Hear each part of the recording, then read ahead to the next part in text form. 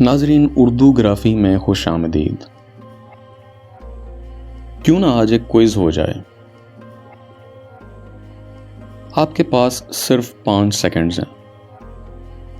हम एक शायर की तस्वीर को थोड़ा छुपाकर आपके सामने पेश करेंगे। आपको सिर्फ 5 सेकंड में शायर का नाम पूछना है।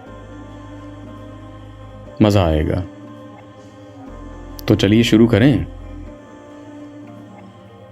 आप इसका आंसर हमें कमेंट्स में बताइए, और अगर आपका आंसर सही हो उसी वक्त इस वीडियो को लाइक कीजिएगा। देखते हैं आपका आंसर सही है या नहीं।